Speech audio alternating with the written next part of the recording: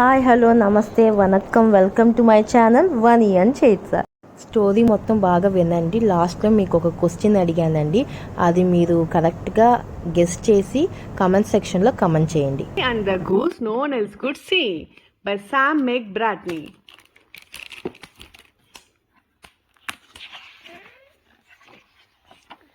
Mindy and the Goose no one else could see.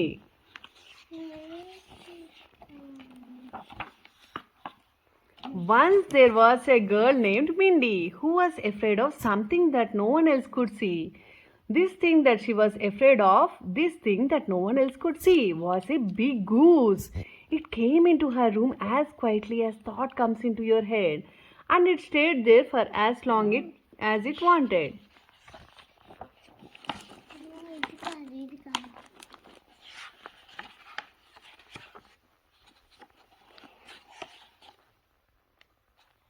When she told her dad about it, he said, "A what?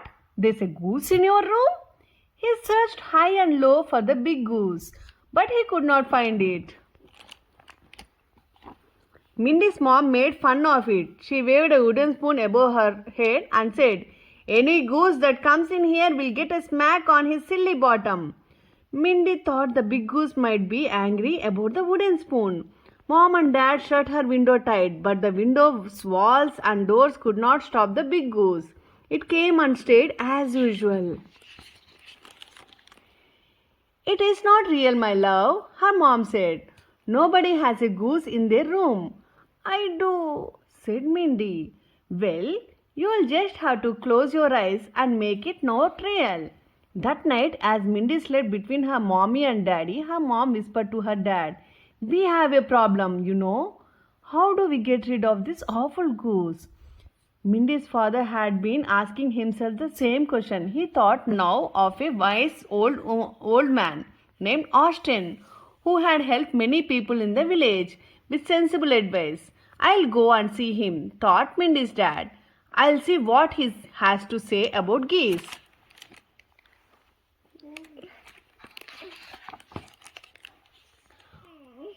Austin and his animals lived halfway up the mountain called Shelling Hill. Austin. He greeted Mindy's dad as if he were a long remembered friend and listened with care to the story of Big Goose. "You see what we are up against, Austin?"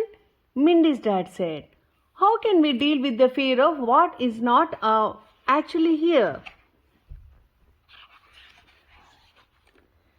At that moment, a young goat wandered over for a cuddle from the Austin, who fed her an apricot.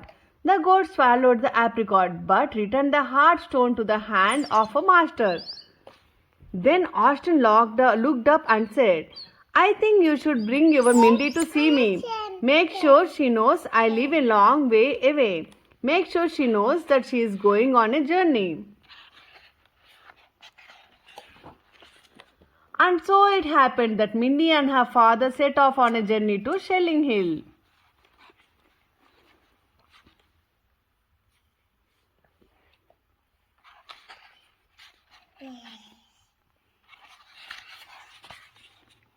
When they arrived, Austin had them say hello to the animals, including his two noisy geese. Then they went indoors for some fruit juice. Before long, a young goat poked open the door and wandered in as if she owned the place. Austin passed a big juicy apricot to Mindy. Here, Austin said. "This is what she wants. Give it to her, and if she likes you, she will give you back the stone. Let's see." The goat returned the stone to the Mindy's small hand. "What is her name?" Mindy asked. "Oh, I have so many goats that I have run out of names. I just call her number 15. What would you call her?" "I would call her Black and Whitey," said Mindy. "Perfect," Austin laughed. "Black and white Winnie she shall be." On the way home, Mindy's dad talked about what they had seen on Shelling Hill. "What did you think of these two geese?" he asked carefully. "Nice, they were nice geese." After a pause, Mindy added, "But the big goose is not nice." A week went by, a week of heavy rainfall and clinging mud and sticky boots. Mindy's mom answered a knock at the door, and there stood Austin, dripping wet. "Come in," she said. "Such weather to be out in." "Sure, I never miss market day," said Austin, and in he came himself and a goat on the end of the short rope. Mindy recognized black and white Winnie at once. "Mommy, do we have any apricots?" "Dear me, no. Just some plums." "Oh, plums will do," said Austin. "Goats are anything but fuzzy. Now then, Mindy, let's see if black and white Winnie still likes you. Will she give you back the stone?" "She should, because you gave her such a lovely name."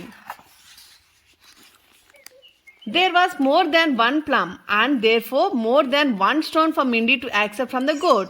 Suddenly she threw both arms around Black and Whitey, and gave her a mighty neck squasher of a hug. Black and White Winnie seemed well pleased. "Oh yes," said Austin with a smile. "You two will be friends. I am giving her to you, Mindy." Little Mindy looked at the old man with an extraordinary shine in her eyes. Then Austin said, "But I must have something in return. You see, it's terribly bad luck to give away an animal without getting something back. So I thought I might exchange Black and White for a big goose that no one else can see." He paused. It was quite a long pause. "Would you agree to that?" Mindy nodded once. "The only problem is this," said Austin. "You have been to my cottage, so you know how far it is. What a journey! Along the wide river, down the deep valley, and up the foggy hill. Phew, you will not see that goose again." Little Mindy seemed to be in a deep thought as she fed her goat the last of the plums. And then she whispered to herself as softly as could be, "I love my black and white Winnie. I love my black and whitey." 2 quick months went by. Mindy's dad went to see the wise old man on Shelling Hill and said, "I came to thank you, Austin. There has been no talk of big goose since the arrival of a certain goat, for which I must pay you." A twinkle flickered in Austin's red-rimmed eyes. "Oh, I have been paid well enough," he said. "Come and see." Into the farmyard they stepped. Mindy's dad dodged the throng of approaching goats, avoiding a rooster and his ladies, and laughed out loud as he came face to face with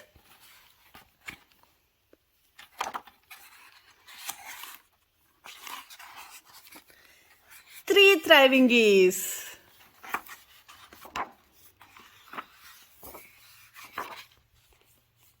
The end.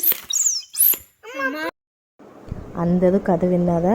So ready for the question. మీ question ఏంటంటే, what is the goat name? So comment సెక్షన్లో తప్పకుండా comment చేయండి. Thank you for watching అండి. ఎవరెవరు subscribe చేయలేదో తప్పకుండా మా ఛానల్ని సబ్స్క్రైబ్ చేయండి.